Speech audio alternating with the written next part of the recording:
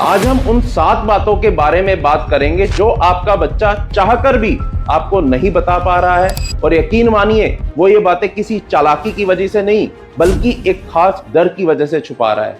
अगर आज आपने इस वीडियो को पूरा देख लिया तो हो सकता है कि आज रात को आपके और आपके बच्चे के बीच की खामोशी हमेशा के लिए टूट जाए। क्या आपको यकीन है कि आप अपने बच्चे के बारे में सब कुछ जानते हो?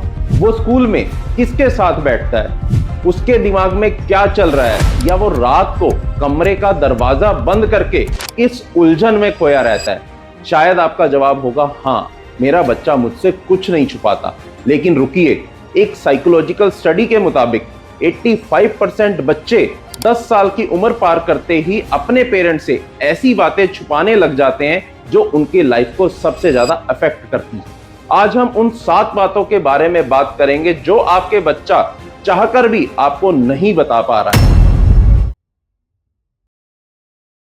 सबसे पहला पॉइंट है द फियर ऑफ मिस्टेक्स। मुझसे कोई बड़ी गलती हो गई है, बच्चे को यह लगता है। बच्चे से कोई कांच का बर्तन टूट जाए या स्कूल में किसी से लड़ाई हो जाए, वो सबसे पहले इसे छुपाने की कोशिश करता है। क्यों? क्योंकि उसे पता है कि घर जाते ही पहला रिएक्शन होगा, तुम्हें अकल नहीं है क्या, हमेशा नुकसान करते हो। पेरेंट्स यहीं पे गलती करते हैं। हम गलती की वजह जानने से पहले रिएक्ट और ब्लेम करने लगते हैं। बच्चे को यह भरोसा दिलाइए कि गलती चाहे कितनी भी बड़ी हो, अगर तुम मुझे पहले बताओगे तो हम मिलकर उसे ठीक करेंगे, मैं तुम पर चिल्लाऊंगा नहीं।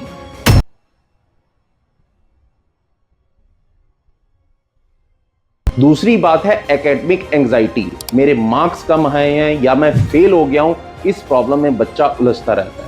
बच्चा टेस्ट पेपर छुपाता है, रिपोर्ट कार्ड पर नकली साइन करने की कोशिश करता है। वो मार्क्स से नहीं डरता, वो आपके चेहरे पर आने वाली डिसअपॉइंटमेंट और गुस्से से डरता है।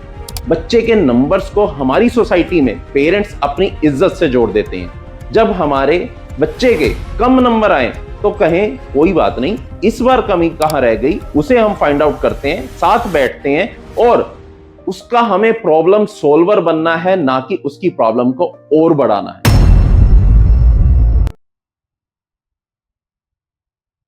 तीसरा मेजर पॉइंट है mental health and social life. School में बच्चे को अगर कोई परेशान या बुली कर रहा है तो ये एक बहुत बड़ा रीजन हो सकता है आपके बच्चे का चिड़चिड़ा होने का।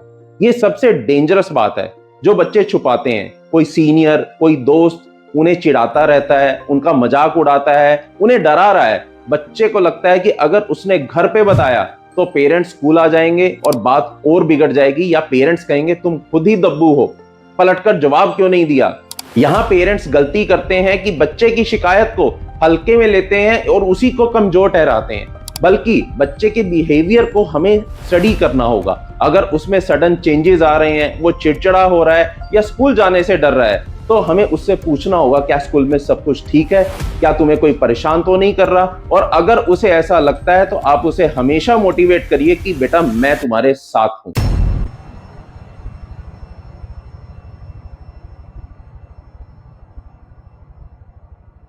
नेक्स्ट पॉइंट आता है emotional loneliness.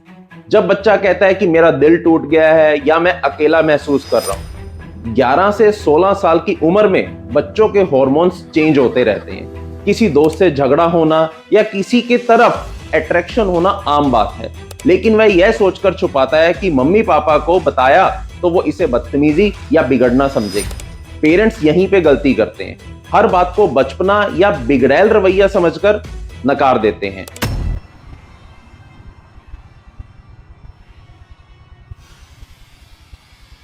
Next major point आता है मिसअंडरस्टैंडिंग और प्रेशर। बच्चा कहता है कि मुझे अपने पेरेंट्स का तय किया हुआ करियर या सब्जेक्ट पसंद नहीं है। पेरेंट्स चाहते हैं कि बेटा इंजीनियर बने, लेकिन बेटा तो पेंटिंग या लिटरेचर की तरफ जाना चाहता है। बच्चा घुटता रहता है, पढ़ाई का दिखावा करता है, क्योंकि उसे डर है कि अगर मैंने यह नहीं किया तो पापा कहेंगे कि मैंने उनके पैसे और सपने बर्बाद कर दिए। अपनी अधूरी इच्छाओं को बच्चों पर थोपना बंद करना होगा। करियर पर डिक्टेटर की तरह हुक्म ना चलाएं, उनके साथ बैठकर करियर ऑप्शंस को एक्सप्लोर करना होगा, ताकि उन्हें लगे कि उनके पेरेंट्स उनके साथ हैं और उनके फ्यूचर को बनाने में वो इक्वल रोल प्ले करना चाहते हैं। नेक्स्ट पॉइंट है आपकी पेरेंट्स की कुछ ऐसी आदतें जो बच्चे को बुरी लगती हैं।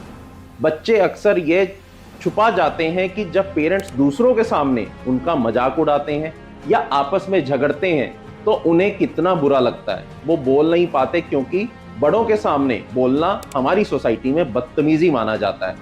यह सोचना कि बच्चा है, इसे क्या ही समझ आता होगा, यह हमारी सबसे बड़ी प्रॉब्लम है। कभी कभी अपने बच्चे से पूछें कि आपको बेटा हमारी कोई बात बुरी तो नहीं लगती, तुम बेझिझक बता सकते हो। यह एक लाइन आपके बच्चे के मन का सारा बोझ खत्म कर सकती है।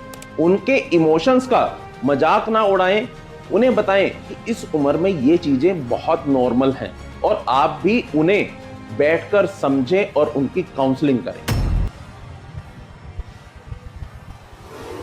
सबसे मेजर 7th पॉइंट जो रूट कोज है, बच्चे को लगता है मैंने स्क्रीन पे कुछ ऐसा देख लिया है जो मुझे नहीं देखना चाहिए था। इंटरनेट के इस दौर में अनजाने में बच्चों के सामने एडल्ट कंटेंट या साइबर बुलिंग जैसी चीजें आ जाती हैं। बच्चा डर जाता है कि मैंने ऐसा कुछ देख लिया है, अगर मैं अपने मम्मी पापा को बताऊंगा तो वो उल्टा मुझे ही डांटेंगे या वो गुस्सा मुझ पर निकाल देंगे। टेक्नोलॉजी पर सिर्फ पाबंदी लगाना सही नहीं है, उसका सही यूज और उसकी समझ देना हमारी ड्यूटी है। इंटरनेट सेफ्टी पर खुलकर बच्चों से बात करें, उन्हें कहें अगर इंटरनेट पर कोई तुम्हें डराए या कोई गलत चीज दिखे तो डरना मत, मुझे बताना, हम पुलिस या किसी एक्सपर्ट की हेल्प लेके उसे बिल्कुल ठीक कर देंगे। दोस्तों, ये वो 7 बातें थी जो बच्चे सिर्फ इसलिए छुपाते हैं क्योंकि उन्हें आपके प्यार पर शक नहीं होता, उन्हें आपके रिएक्शन से डर लगता है।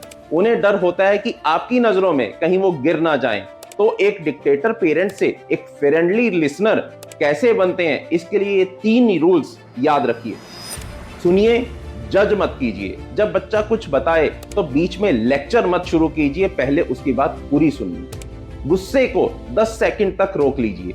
जैसे ही बच्चा कोई बुरी खबर सुनाता है तो लंबी सांस लें, तुरंत उसके ऊपर एक्शन लेने के बजाय उसे कहिए ठीक है बेटा, देखते हैं हम इसका क्या सॉल्यूशन करते हैं। सॉरी बोलना सीखिए।